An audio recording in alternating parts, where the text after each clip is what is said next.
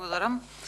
Благодарам, колега, и се согласувам точно со вас, но како да се однесува, како да се гради, како да се зајакнува националниот идентитет преку македонската радио телевизија, кога изминативе 5 години се крати буџетот постојано од страна на владата. Значи, тука големото прашање е колку владата се грижи за националниот идентитет, кој што треба да биде промовиран и негуван преку македонскиот јавен сервис. Тука е прашањето, тоа е големото прашање.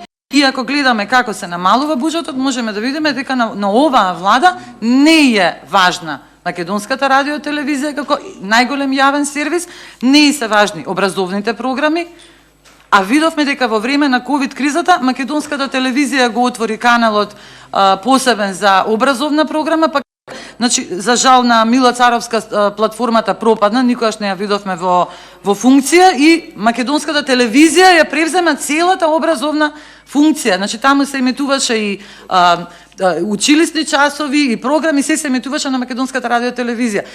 Значи само давам еден пример колку е важна. А за разлика од тоа, владата крати скоро половина средства, скоро половина буџет го крати.